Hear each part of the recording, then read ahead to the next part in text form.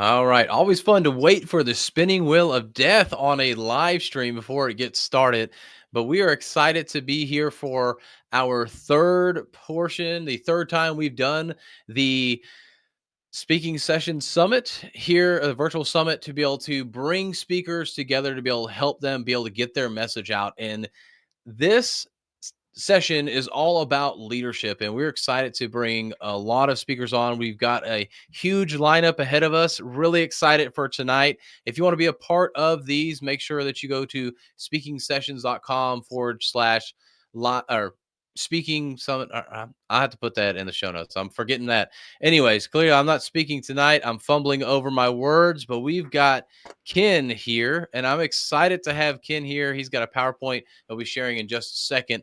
But Ken is the broker and owner of First Class Real Estate, Focal Point in Greenville, South Carolina. For the past 18 years, along with his wife, Joellen, of 40 years, together they have served hundreds of buyers and sellers across the upstate, as well as traveled or trained dozens of sales people to become top producers. Ken developed an agent training program, 100K in 100 days, First Class Real Estate, a registered investment advisor, a top 5 national producing annuity broker, a CPA, a small business consultant. Ken is a current MBA candidate at Clemson University, a program he started 35 years ago but could not finish due to the work and travel obligations while in seminary and undergrad in professional accountancy from Bob Jones University. Ken's favorite quote is, "See a man diligent in business, he will stand before kings and not base men." And I'm excited to have Ken here. Ken, I'm going to go ahead and hand it over to you, get your PowerPoint up here, and let you go at it. Thank you, Philip. I guess that took up about 9 of the 10 minutes allotted already. I guess when you get older, that's just kind of what happens, isn't it? Anyway, as mentioned, my name is Ken Puidak. I'm going to talk about an article that we studied at Clemson in one of our leadership classes. It's how to develop your leadership style, and it's based on the article written by the Harvard Business Review. I don't know if you can see that there, but it was from the November-December 2020 Harvard Business Review, how to develop your leadership style. Let's see. How do we make these things go forward?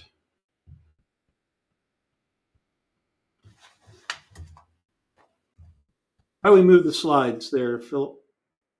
There we go. All right. So to start off, so there are really a few things that are not much more frustrating than talented professionals hitting a ceiling in their careers because they lack the appropriate leadership style. In fact, some of you may have experienced this in your career. Your boss senses that something is missing in your toolkit, but he can't put his finger on it or exactly, how you can improve. The boss will say something to you like, well, you're lacking those important intangibles, or you need more gravitas, but fails to provide any specific advice or tools for improving. It's almost like you got it or you don't. And I guess most people get through their careers with their leadership styles, not really knowing what it is, and therefore not being able to perfect it. And if there is a problem, people say, well, there is a problem, but we don't know how to tell you to fix it. So what's equally frustrating, though, is to watch people with basically low-level technical skills, mediocre skills. They move up that ladder really, the corporate ladder pretty quick. And it's because they have an exceptional leadership style. Bosses defend such promotions by emphasizing employees what we call the soft skills, saying that they're poised, confident, and dynamic. The truth is, though, these things really do matter. In fact, a great leadership style can make people appear more competent than they truly are. And a poor style can drag down a superior skill. And again, it's all about how you communicate with other people. So how can aspiring executives actually improve their leadership style? Well, first, it's important to understand that style is distinct from your personality. Your personality is unchangeable, immutable. It's who you are on the inside. It's the way you developed your life, how you were raised by your family and the circumstances and community that you're involved with. It creates a natural, you become a natural part of that environment. But style is best described by what you do, how often you do it, and when. So style can be changed, your personality, probably not so much. So there are two distinct leadership styles that the Harvard Business Review points out that signals our status. And there's two. And the first one is what we call powerful. And many leaders tend to be in this area simply because, they think, we got to be aggressive and more powerful than the guy above us so that we can basically move up the corporate ladder. So powerful markers, and we call markers, are things that people, characteristics that they have, things they say, do, how they operate. That's what we call a marker, and we'll give you some details here in just a second. But for powerful people, power markers are associated with things, when they express confidence or competence and charisma and influence. But also it can be look like arrogance or abrasiveness and intimidation. It kind of depends on who the receiver is. And so the other distinct leadership style, other than just the powerful, now is what we would call the attractive, or kind of on the opposite side of the spectrum. And attractiveness markers are related to expressions of agreeableness, approachability, likability, but also diffidence and lack of confidence and submissiveness. So sometimes the bad side, people might be attracted to somebody because they think, they're very agreeable, very approachable, but yet they never really ever seem to be assertive enough to stand their position, stand their ground. So how do you figure out what your leadership style is? Well, the first thing is to figure out, what is your natural leadership style? And there's, again, we talked about the two. You have the powerful and you have the attractive. And the powerful, I'll just kind of go down that list a little bit because it seems to be more what leaders tend to be more, kind of what they're used to. Attractive is usually a thing we have to work on. But so if I look at the powerful being more formal, the antithesis is on the attractive side is more informal. Okay.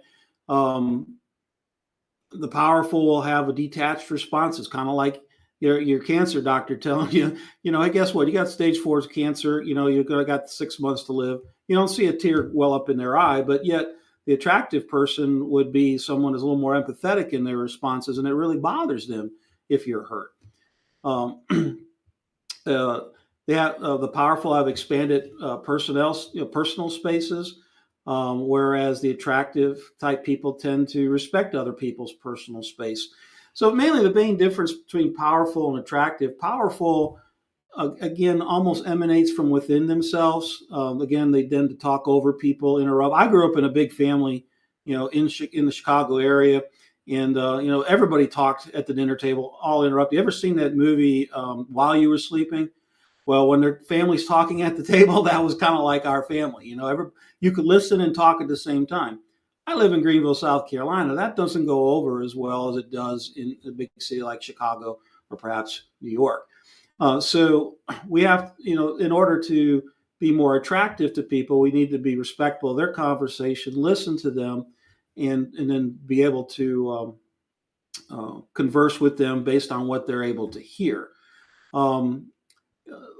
You'll see sometimes people who are speaking, they have directive gestures like, they point their finger, they shake their heads, things like that. Whereas accepted people, are kind of, a little more shoulder dropping. They nod their head, that's kind of agreeable.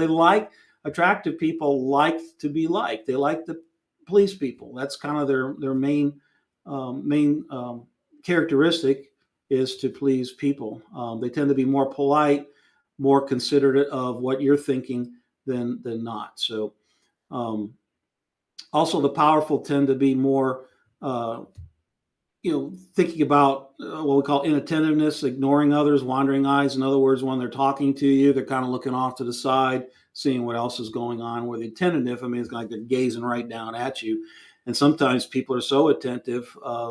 I've heard ladies call friends of mine who are very attentive type almost kind of creepy because they always stared at you. All right. Now, there are nonverbal styles that kind of describe the left column would be the the powerful, the right column would be more the attractive people. But you know, the high power type boss, the powerful person, he's gonna, they're gonna lean back in their chair. They're gonna stand back from you. They don't like to be necessarily in your face.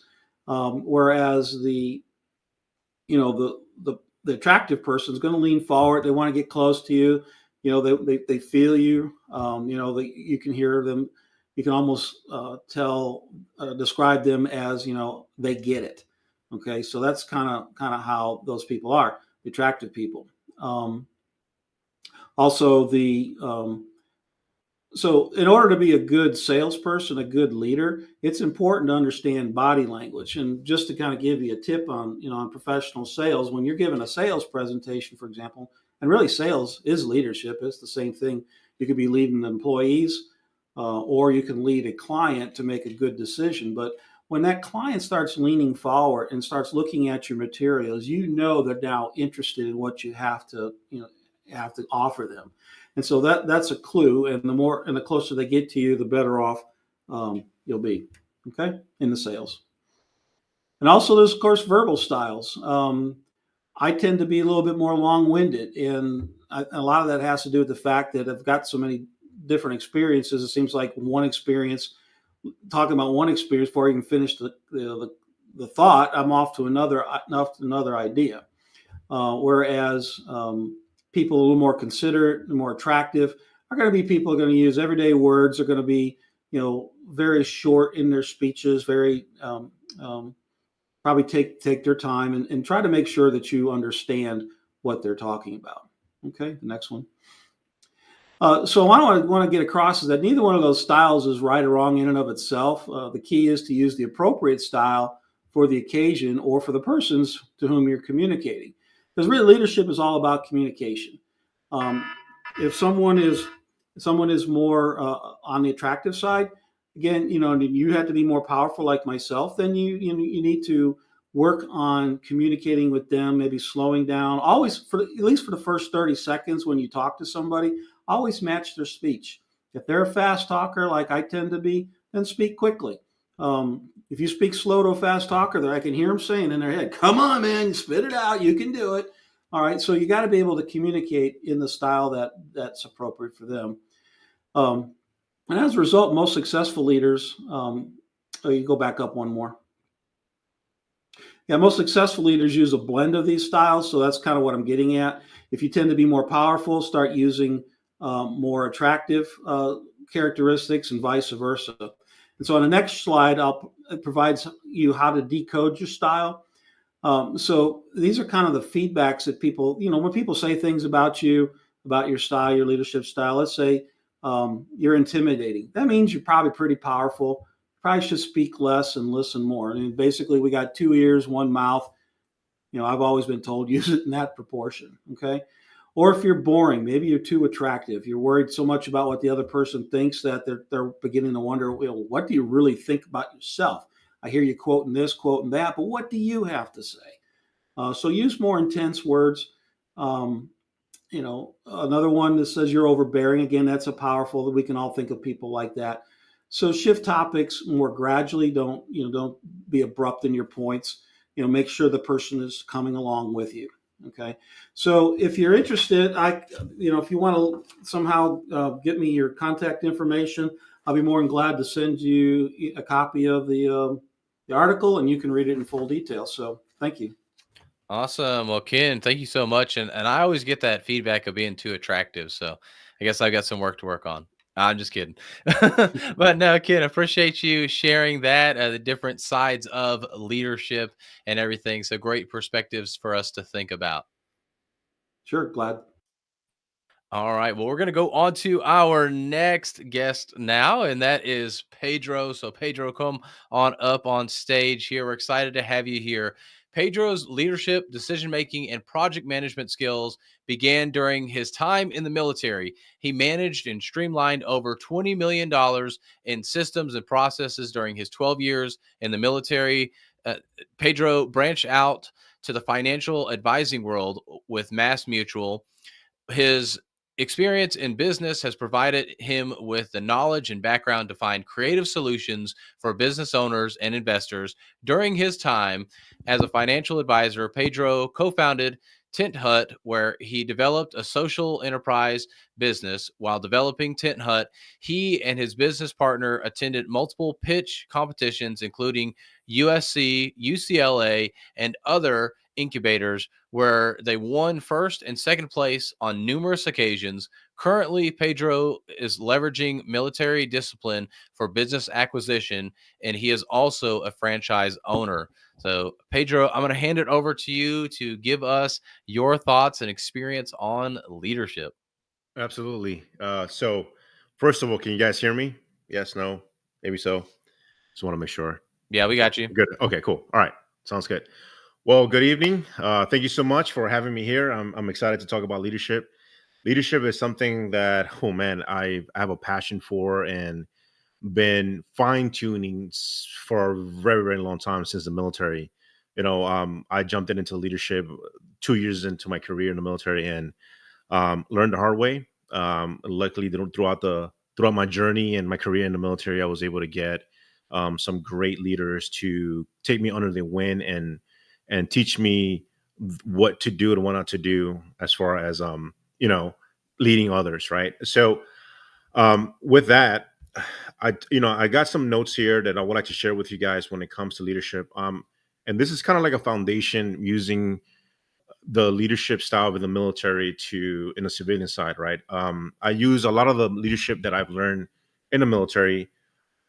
Most of it has been used to help me work as when I was had the social enterprise business, the nonprofit, working with volunteers, working with business owners, and also able to work with investors as well. And so, one of the first things first, right? When you're jumping into as a leader, it don't matter if you're a team lead or a leader of a big company or you're a business owner. The focus will be mission first, right? The mission first approach. And we always talk that in the military. It doesn't have to be like getting ready for war or something, but as an entrepreneur or running a big company, or even if you're working with many people that are looking up to you or kind of waiting on your advice, having the mission in mind first is going to be able to give clarity to your team members what you looking to do or what is the objective of the company, right? And so when you have that online with your team, it makes it a little bit much easier to actually get everyone to start maybe helping them, or they start to going out of their way to figure it out what else can we add into the business so we can actually have a successful objective, getting the goal that they want to get to. And so most organizations that I've worked with and other organizations that I've been part of, it's really they emphasize so much on the objective, right? Like I said, we call it mission first. So that's the first one.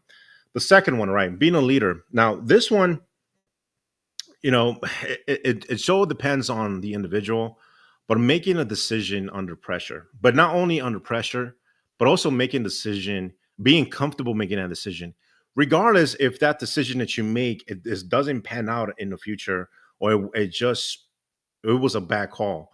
You got to be comfortable with that and feel comfortable with that, even though it didn't pan out, that is something there's a learning lesson for you.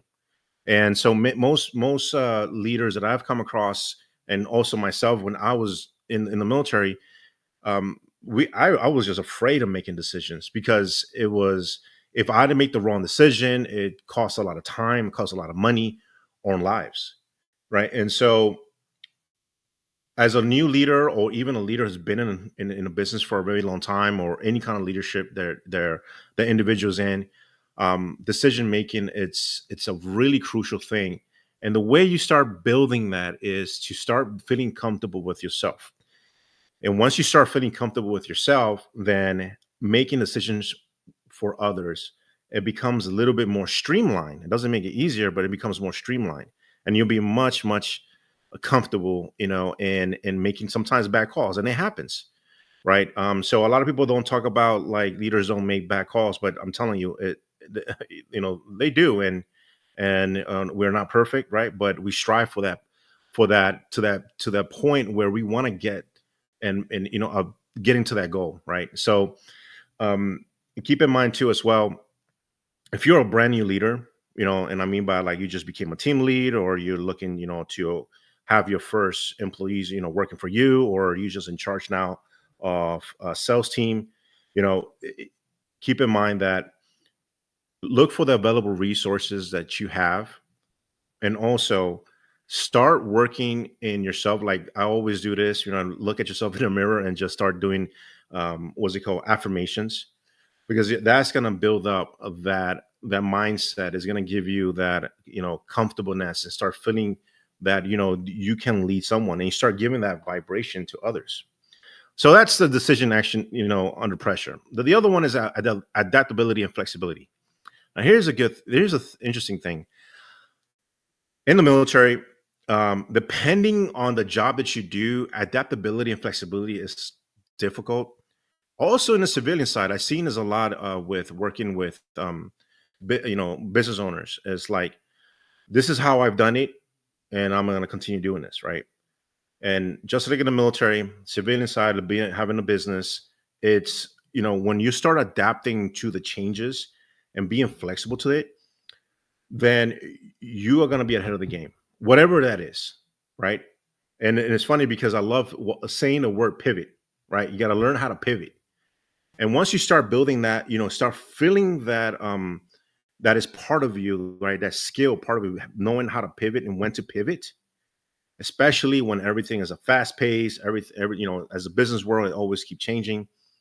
Then you're gonna be ahead of the game, and then you're gonna be able to create an environment for your community or your teams to actually start thinking that way, right? And because you don't want to be stagnant, because if you do, then sales drops. That's an example, right? So that's the adaptability and flexibility that I highly recommend for you guys to start building on if you don't have it. Now, discipline and accountability. Now, everyone knows about, heard of this, right? Discipline and accountability. One of the things that I recommend as far as building that discipline, right, is to build it in steps, right? So let's say, as an example, this is much easier to kind of, everybody understands this, right? Let's say if you want to lose weight and you're looking to do like intermittent fasting, right? Because everybody's thinking about intermittent fasting. So, and you want to build up to, like, say, 16 hours of intermittent fasting. Well, work your way up, right? Just kind of start building like five, your last meal will be, let's say, 7 o'clock at night. And then the first meal will be, let's say, 9, 10, or 11, depending. But you start building that up for yourself. And then it becomes a discipline because you start doing it every single day, which becomes like more of a habit, and you're getting used to it, right? And so building discipline takes time, and you got to figure it out which is the best uh, way for you to actually keep using, or using those skills and building those skills up to get that discipline. And that is, a lot of people say, I was on track for, I don't know, 30 days, and all of a sudden I just end up messing up on my diet or whatever it is. And that's okay. I mean, it happens. But you have to just tell yourself, well, I've messed up here and I'm going to keep going. And so that's kind of where you got to have that mindset, right? And that flexibility to where you're going to say, well, if I mess up today, it doesn't mean my entire goal is done, right? You just got to keep going and moving forward.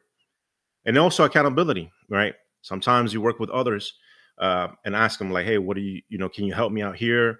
Can you help me keep track? And we do this I do it with other business owners. And it really helps out, because sometimes we get too busy with what we're doing, that having an accountability partner really helps out keeping you on track. A lot of CEOs, sometimes work with organizations like, I think there's a company called Vistage, where the CEOs get together once a month and they just keep each other accountable. And so that's one of the main things. Now, team building is very crucial. Now, a lot of people think about team building like, it has to be fun, or it has to be something physical. And I see this a lot because people tend to work better when they're using some sort of like a physical training or physical movement going on to work with each other. And the reason is because everyone's patterns are different, and you get to learn, especially as a leader, you get to learn everybody else's methods of executing things. And so when you start learning these things while doing team building, then it becomes a little bit more streamlined for the leader to figure out how their team members work. So when it comes to actually doing work for the business, then you find that sort of scale niche a way of communicating with them so they can execute. And it's really crucial. And I always say, like, if you can, at least once a year, but if you better will be twice a year, just kind of do these like team building, protocols. So definitely it's something that I recommend. Now, here's the other thing, and this is more for individuals that are looking to start out in that leadership position, right? And one of the things that I've learned is that a lot of people feel, nervous or feel like maybe I'm not going to be able to lead someone. And that is because there is, the individual doesn't have that, mindset yet to lead others, or they feel like they're not going to be, execute right with their team members. And one thing that I've done with others and something that I didn't add into my bio was that I was working with a gentleman. We were working with Fortune 500 companies as far as helping the new team leads get to the next level and helping them, graduate and so they can get, their promotion. And so one thing that we did was educate them on being comfortable with themselves. First of all, how we did it was how they sound.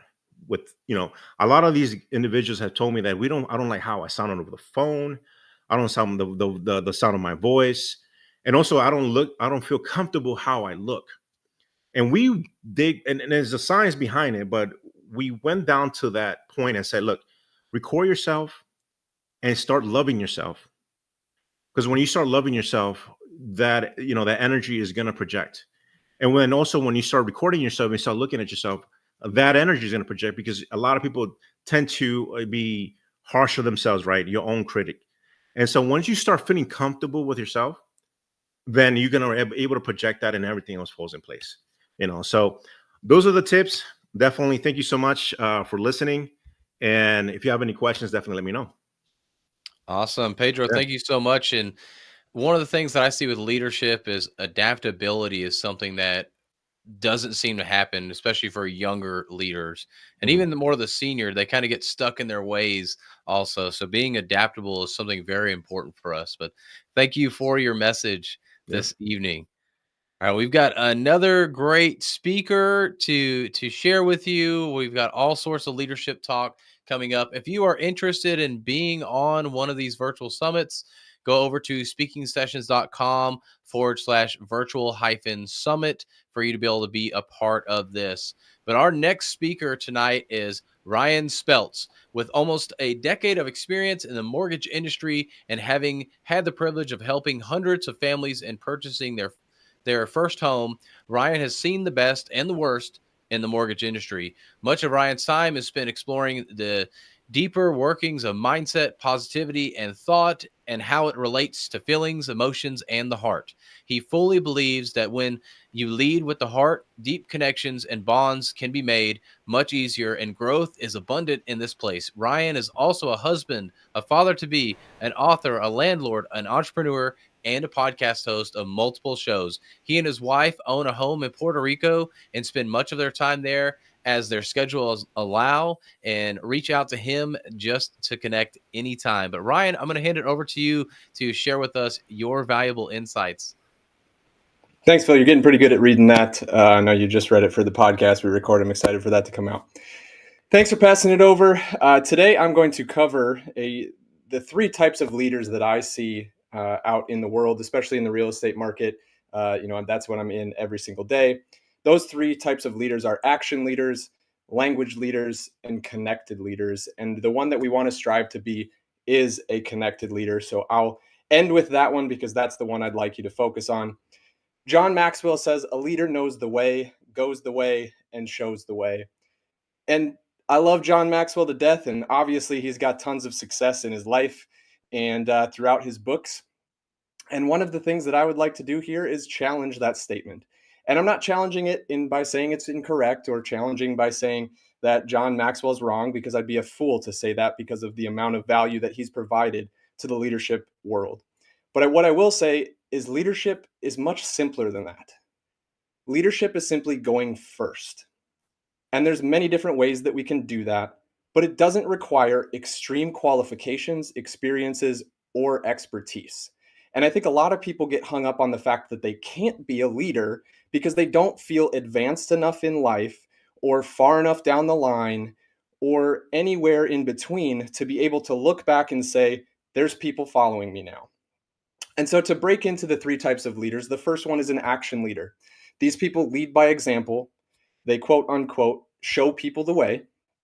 And a lot of times these people are offering servant leadership, which is a fantastic way to lead.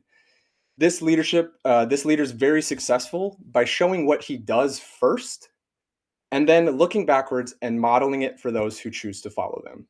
One of the biggest themes that I've seen in my podcasting career so far is being able to be the person that looks one step backwards and reaches out a hand and says, come with me, and teach that person who was where you were, get to where you are.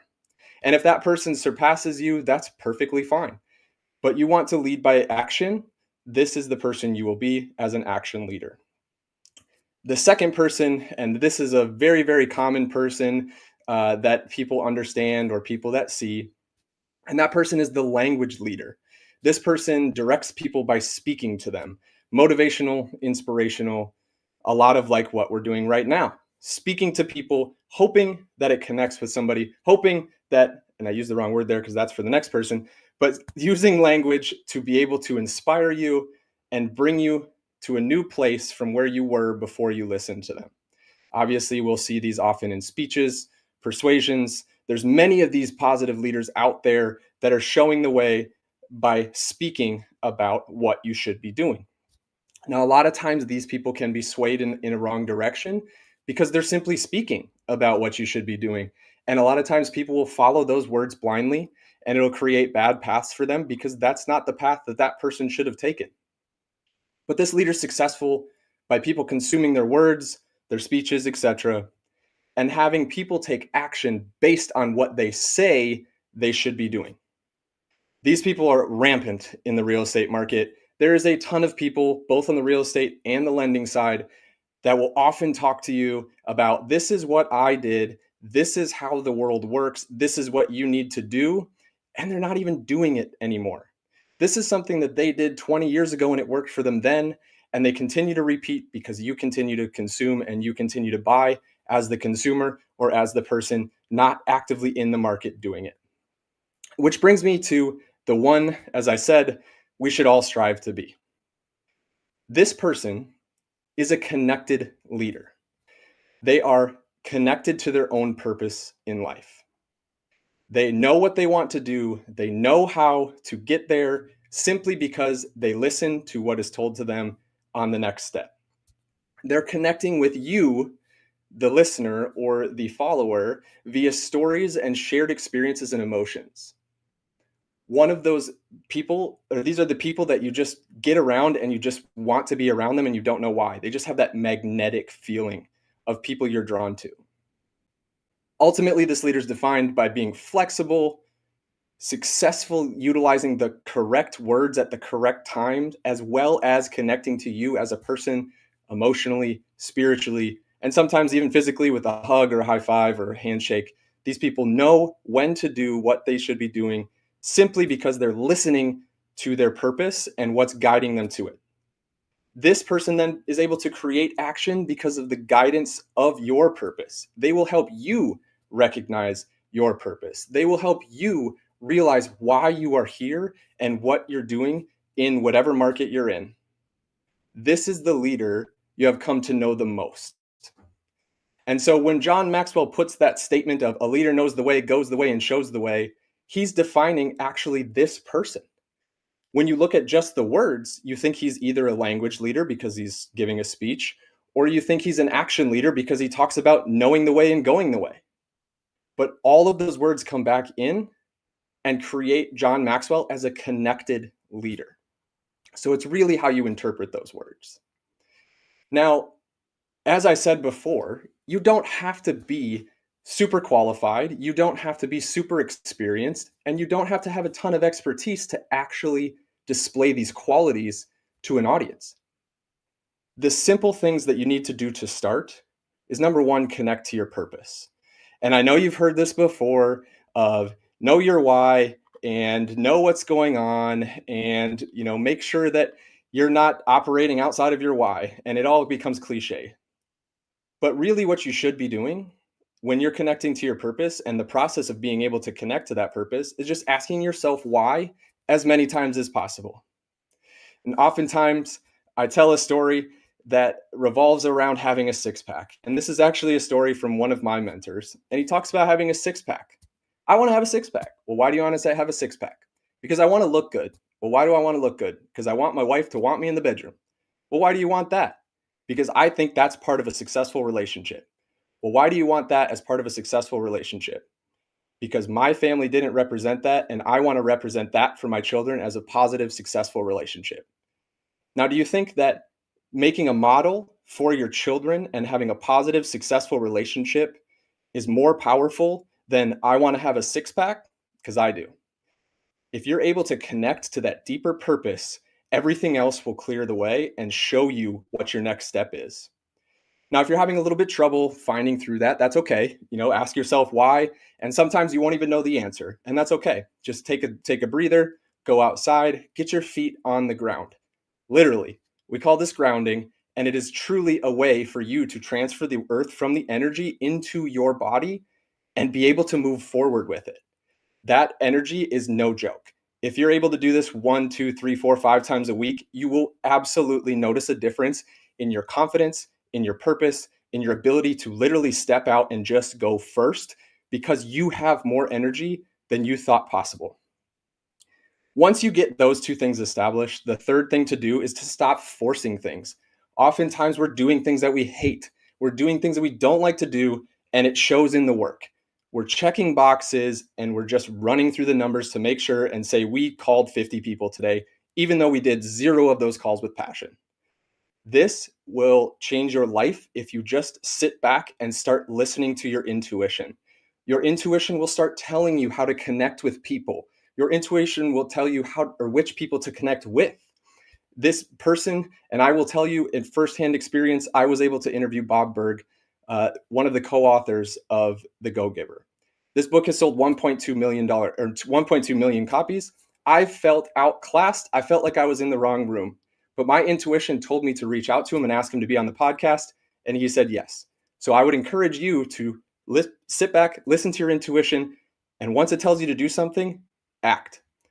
The next thing I would encourage you to do to be able to become a leader and really start formulating that audience that will follow you is document your progress. It's as simple as that. I know that one of the speakers earlier mentioned about being afraid of getting on video. It's how we sound, it's how we look. Well, guess what? No matter if you're on video or you're in person, you sound and you look the same. And science and the bones in your head make you sound different to yourself, and that's okay. But simply document your progress. Document what you're doing on a daily basis. Record yourself meditating in the lawn. Record yourself standing on the ground. This seems goofy, but I'm doing it anyway. Do that. That will guide you to what your next step is. Just start doing and document when you're doing it so that the person that is where you were gets to where you are. And then the final thing is just the easiest piece in the world. And by doing this, we are going to simply change every person that we come across and leave them better off than what we met them at. And that's simply to smile. And smiling creates neurons in our brains. They're called mirror neurons. It's like when you yawn and you yawn in a crowded room and you look around and then you see 15 other yawns go off in a row. And it's because the mirror neurons in your brain are signaling to your face that, oh, it's time to yawn. A smile does the same thing. So whether they respond with a smile or not, if you smile with your teeth, that person's mirror neurons will mirror that in their brain, and you will raise their level of happiness just a little bit. And now you've become a leader without ever having to step in front of anyone that you didn't think you'd step in front of, just simply somebody that you crossed paths with. So I would encourage you to try to be more connected to your purpose, which will guide you through the leadership path. Thanks for having me on tonight. Have a good evening.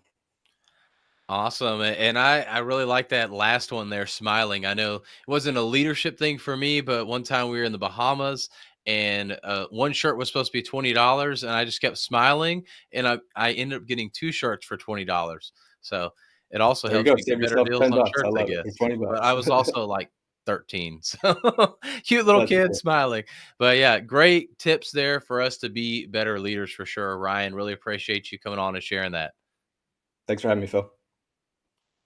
All right, we are on to our next leader here, giving us some great talks about leadership. If you've been enjoying this, let us know. Put a like on there, put a comment, say what you've taken so far from this summit. But Crystal Bedorf is an author, just released author as of last night. And she is a speaker, a business coach who specializes in leadership development.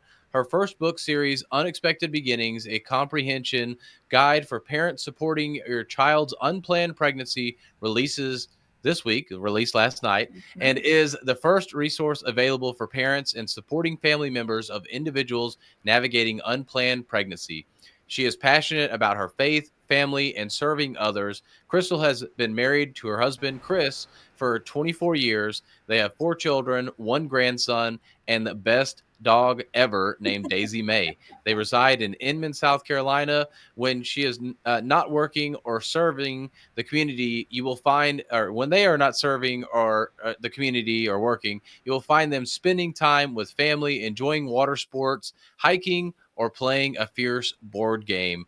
And Crystal, I'm going to hand it over to you to take over with your amazing leadership topic tonight. Thank you, Philip. Good evening, everybody. I'm excited to be here tonight. Tonight, we're going to talk about 2 little words, I did, and the power of self-reflection that comes from the words I did.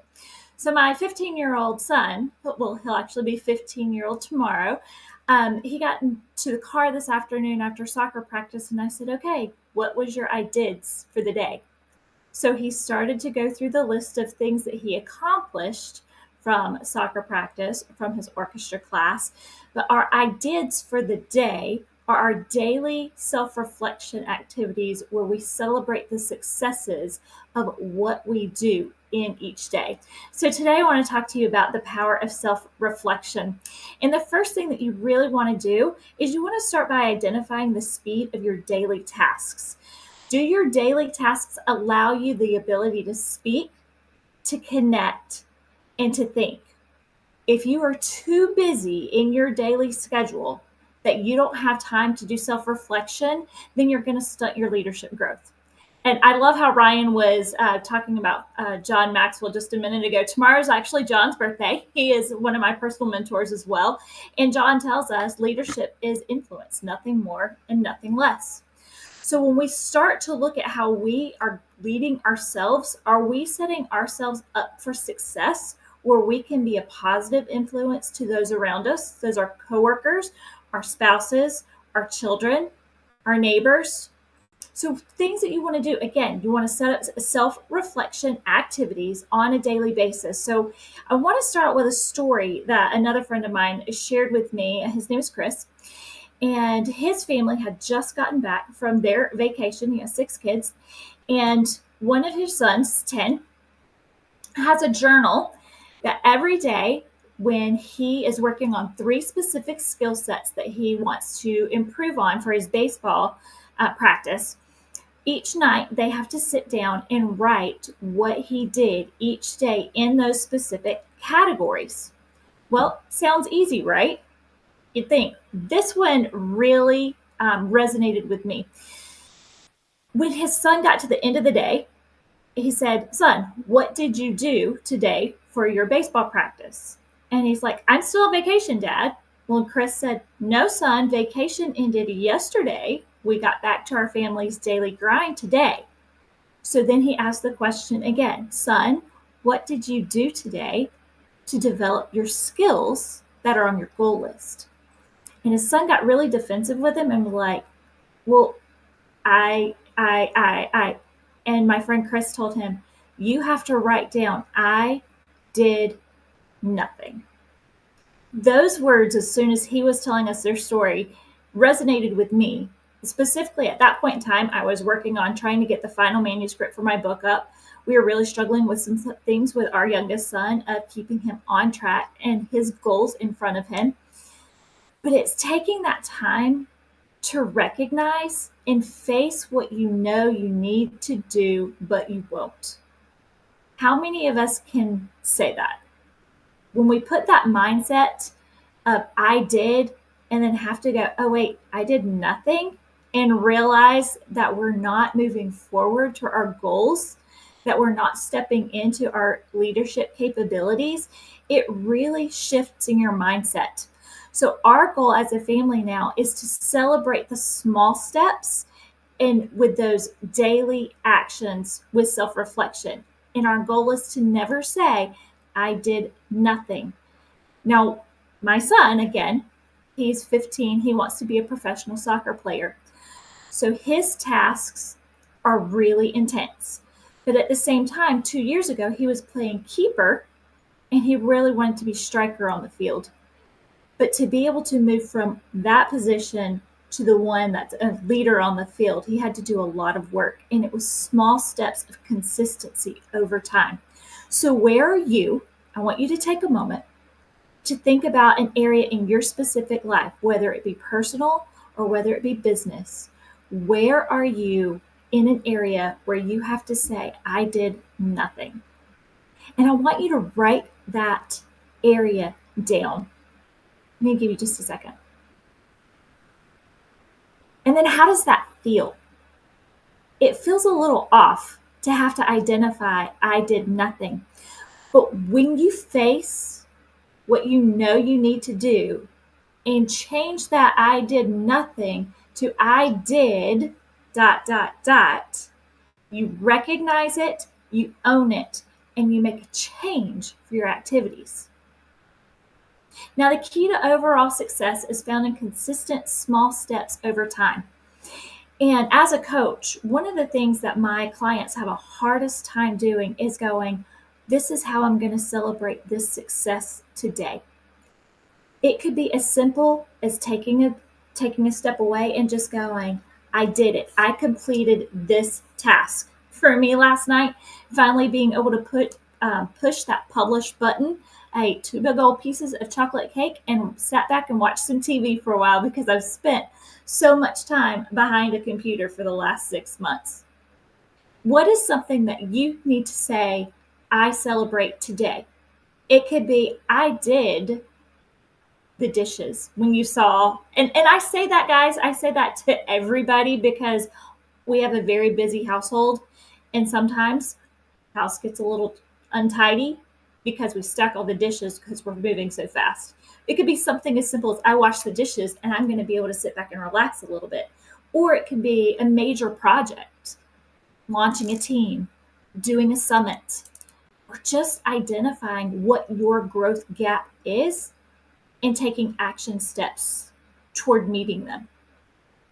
One of the other things that I like to talk about is we talk about long-term goals, but do we have the short-term goals that we're committed to? Again, those short-term segments over time adds up to continual success. When you have the self-reflection to look back on your goal on a daily basis, you see those tiny steps, and then you'll even recognize the setbacks that you have, but you'll be able to learn from them. Why? Because you've identified the speed of your daily tasks. If you're moving through a goal really quickly and you're being really productive, that's excellent. But if you feel like you've got a ton of things on your to-do list that you're checking off, but none of it's being productive, that's a sign that you need to slow down and go back through those questions. Does this allow me to speak? Does this allow me to connect? And does this allow me to think about the project that I have at hand? How many of you, and I know we've got a chat over here, actually do work on self-reflection every single day? Now, there's a difference in a positive mindset and self-reflection. A positive mindset is an intentional mindset that you are going to be positive through the day. So when you get up in the morning and you look and you say, okay, you say your affirmations, I get to. But at the end of the day, your brain is going to rest more freely. You're going to sleep better and you're going to have lower stress levels when you're able to identify, I did, ... and fill that with, I did publish the book. I did make it to my kid's soccer game. I did onboard a new client. I did pour into someone into the community. You see the difference? That statement was so powerful to us that we're writing it on one of the walls in our room. What can you take away today from just this time? I'm not going the full 10 minutes because I want to leave a powerful statement with you.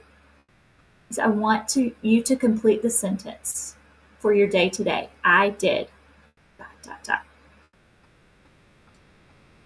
Man, that's good. Really focusing on what we did rather than what we didn't. I think as entrepreneurs, as leaders, a lot of times we want to focus on things that we didn't do or we still need to get to that we weren't able to get to today. So, such a great message there, Crystal. Appreciate you sharing that with us. Thank you, Philip. All right, we're going to bring our next speaker on. We've got Kevin Neal here. He is Amazon best-selling award-winning author, speaker, and John Maxwell certified leadership coach. No, this is not a virtual summit sponsored by John Maxwell. We just happen to have several people that like John Maxwell and know all about him, but leadership, go figure with him.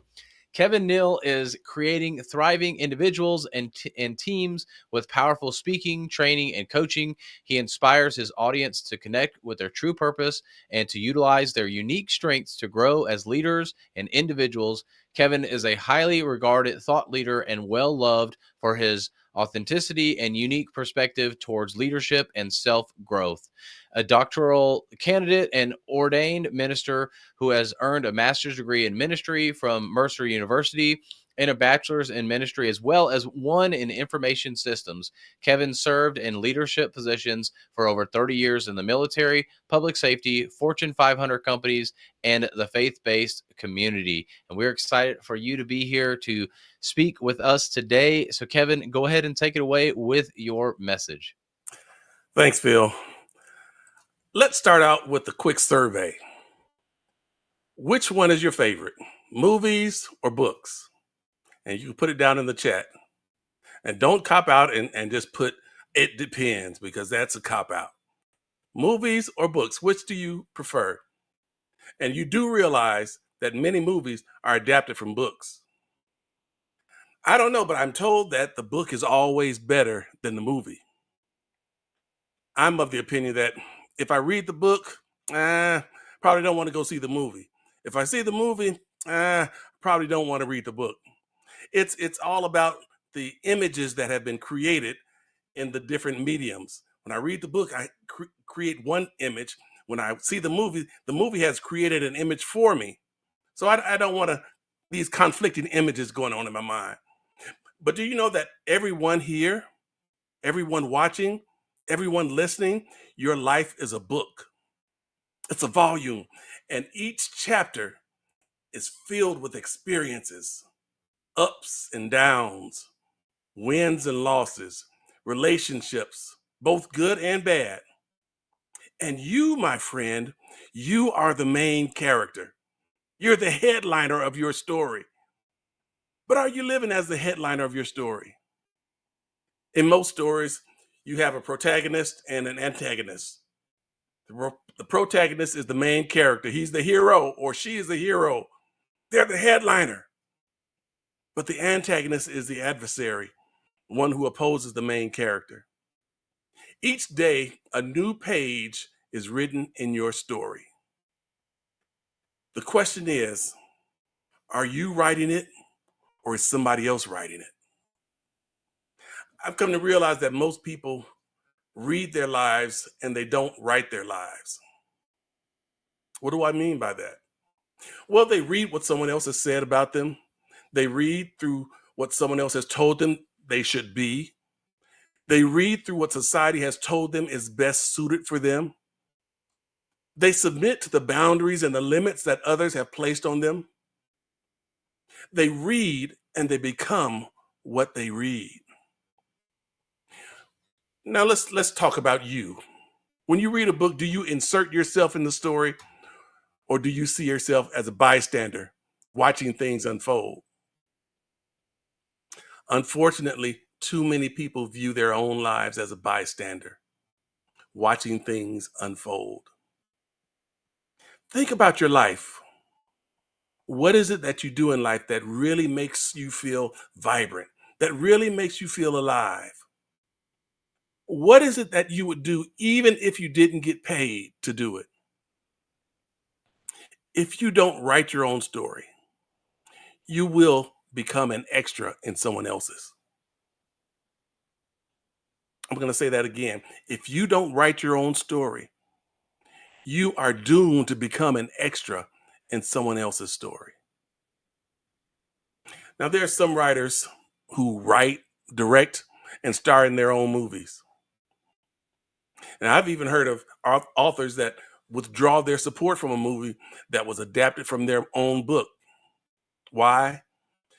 Because that was not the character that they had created or envisioned. And of course, you'll have the director that will come and say, well, I took creative liberties with the character. And the author will say, well, I didn't tell you to take creative liberties with my character. That character was a part of me. I poured my heart into that character. My blood, sweat, and tears went into that character. And that brings us back to you. Are you going to allow people around you to take liberties with your character? Now remember, you are the headliner of your story. People around you, your peers, the society, they will try to take liberties with your character. And they will try to mold you and shape you into something that they want you to be, something that they are comfortable with. Are you going to allow this? A headliner walks tall in their conviction. They know who they are, where they come from, and where they're going. And they want everybody around them to know. The headliner doesn't change unless they choose to change. Not because somebody told them, not because somebody asked them to. So my question is this: are you the headliner of your story? Do you even know your story? I know some people, and we, as I said earlier, we all have good and bad in our story. We have wins and losses. We have ups and downs. But so many times we want to take all of our bads and put them under the rug.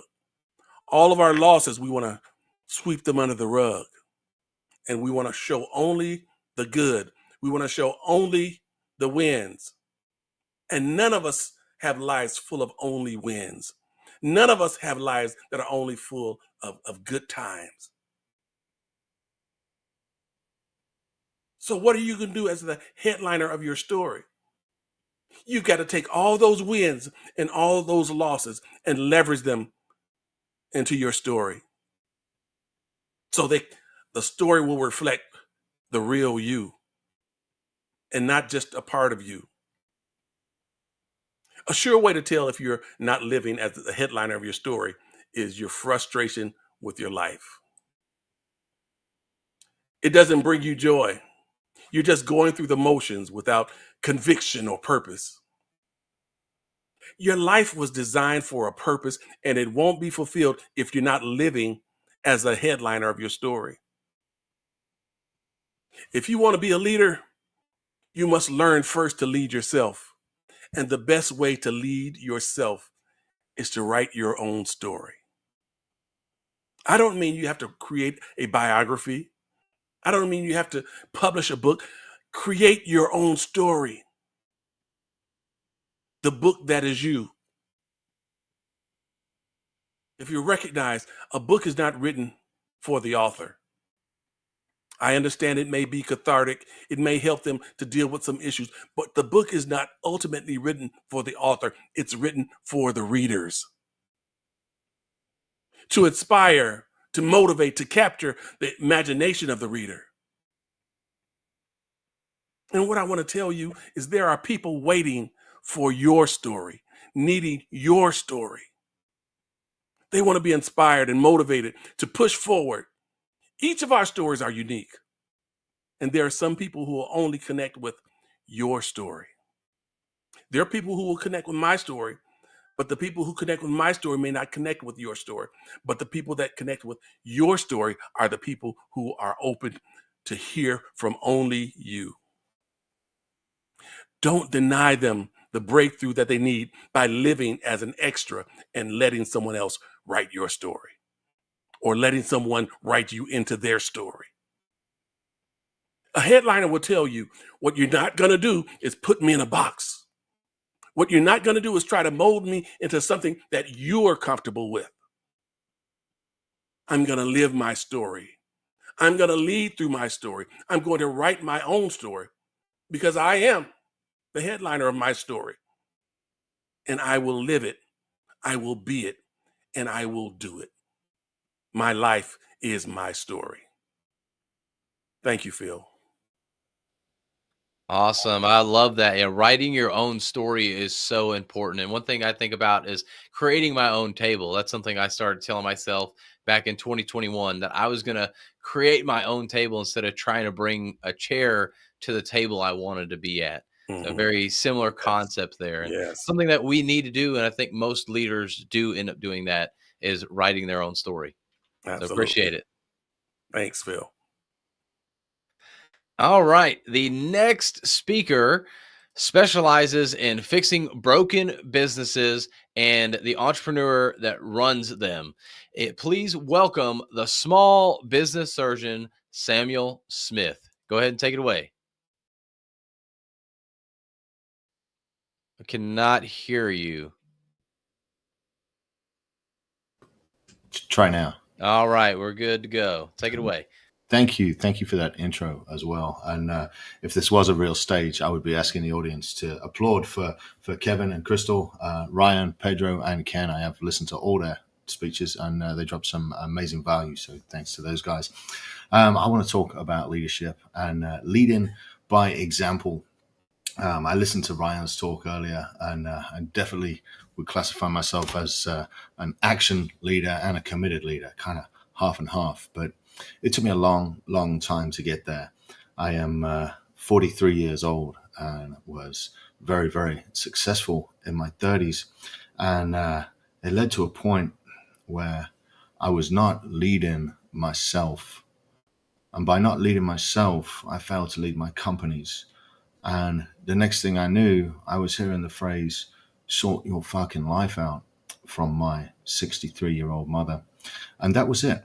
That was the magic words that I needed to hear. You see, it was 7 years ago now when my mom said that, but I had lived the prior 20 years to that as an alcoholic and never one to think I had a drinking problem. I would drink on weekends, I would drink after work, I would drink at happy hours, and I would day drink. And I was leading my company the way I was leading myself.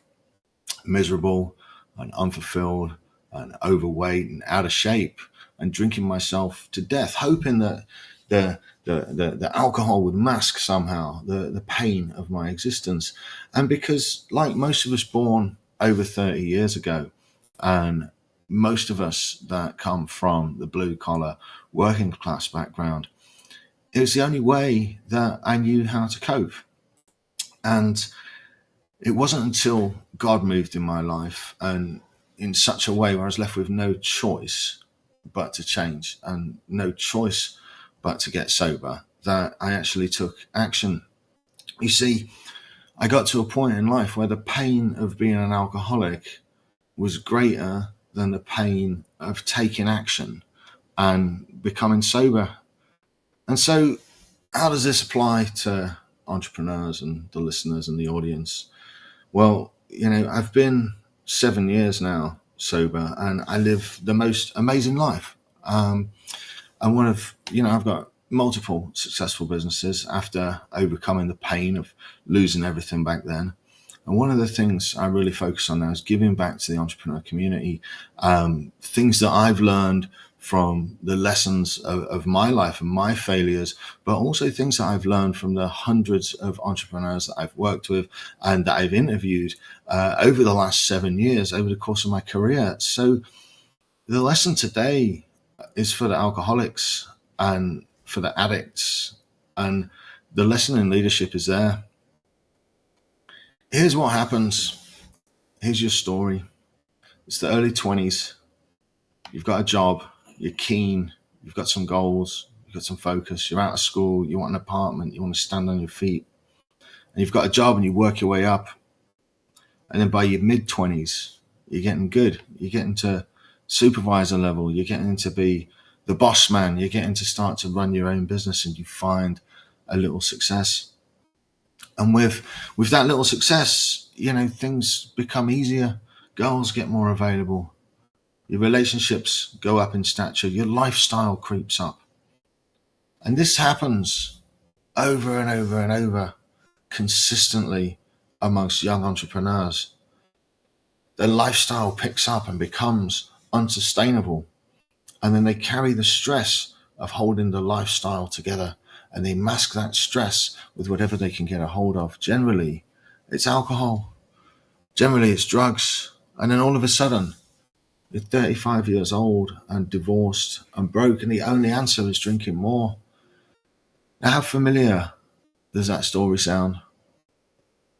Over the years, I've heard that countless times from entrepreneurs. Every time we get a little success, we do all the things that poor people think that rich people do. And only after doing them do you realize that that's not how rich people stay rich. You only figured out half the equation. So you learned how to make money, but you didn't learn how to keep it, right? And see, now the entrepreneur has two paths. Making money, the art form. And yet how many of us know a starving artist or three? See, making money is an art, but building wealth is a science. And as this ties into leadership and how you carry yourself and how you operate your business, the success, the real success, it only comes when the pain of being where you are is greater than the pain of working for what you want. Only then, only after you've got that dialed in, will you actually leave your comfort zone and do what's required to stop drinking. And it could be the pain of letting your family down. It could be the pain of another business failure. It could be the pain of borrowing more money to pay bills. For me, it was the pain of disappointing my mother, letting my family down, not doing right for my kids. You see, it's all hard. But as you age, you learn how to pick the right hards and the right fights to fight. So I want to tell you all that none of you are as special as you were told you were when you were kids. And that is really great news. Because as entrepreneurs, a lot of us have beaten the demons that you're fighting. A lot of us have conquered the levels that you're looking for the answers to. There's a lot of us, we've already solved the problems that you're watching this show in order to try to figure out. And so I have a podcast, and I get asked, one of the questions I ask every guest towards the end, what's the lesson you would tell yourself if you could go back 10 years, 15 years, 20 years to the start of your entrepreneur journey? And the overwhelming answer is get a mentor. And so if you're looking to lead yourself and lead your business and become a better entrepreneur, like when you're ready to change, when you're tired of going through this cycle of relentless rinse and repeat, success and failure, like the best advice I can give you is to go find a mentor to help you through and to help you focus on the things that you want out of life. And the first one of those is to be the best version of yourself possible for everybody that you impact. And that includes setting down alcohol. And so I just want to let you know that every single entrepreneur that I've coached has at some point dealt with this demon. And every one of us that are on the other side of it wants to reach back to you guys, looking out, wondering how you're going to finish the next week and make the next round of payroll. And that's all I got for today.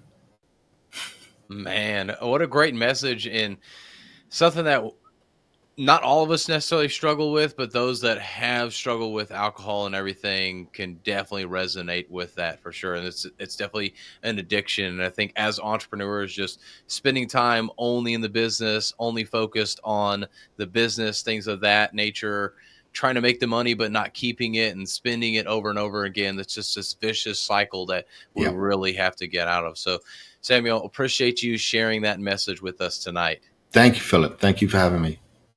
All right, we're going to go on to our last speaker of the evening.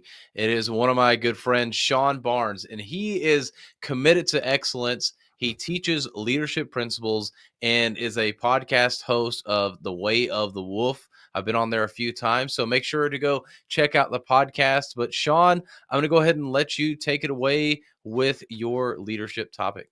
I appreciate it, Philip. Thank you. Okay, are you able to hear me okay, first of all? Yep, good to go. Perfect. All right, good deal. So we've had so many great topics. Everybody that has been sharing their stories and it's been phenomenal. I've been taking notes the whole time and connecting with people on LinkedIn. So really excited to dive into this. Now, I actually want to talk a little bit about the importance of building your personal brand. And a lot of times people think that branding ties into sales and marketing. And yes, while that is true, but as leaders, it's important that we focus on building our own brand and have a reputation for delivering results and that people know who we are. We've all heard the phrase, it's not what you know, it's who you know. I actually like to take it a step further and say it's who knows what you know. That is what's important, because we could be the best engineer in the room. We could be the best person at fixing AC units in homes. It doesn't really matter if nobody knows who we are. So we have to make sure that we are intentional about building that brand. So I actually want to go back a little bit and share just a little bit of my story. For the majority of my life and career, I was that typical introverted IT nerd. I spent 2 decades focused in the IT space and was able to achieve pretty, I would say, decent levels of success. I was able to get the 6-figure salary, the director title, the VP title, all of those things, and eventually had an opportunity to actually branch out into leading an entirely different functional domain, and that is HR. Now, I felt like I had maybe made a bad decision at first, but the reality was I was stretching out of my comfort zone. You see, I was extremely comfortable and confident leading IT, borderline arrogant, if I'm being honest. And stepping in and starting to lead HR forced me to check my ego and realize, oh, wow, I know nothing. And that was tough for me. And my confidence that I had spent 2 decades building up was just immediately shot and completely obliterated. And that was a tough pill to swallow. I had to step back and think, well, wait a second. I was so confident, and now I have no confidence. What is going on?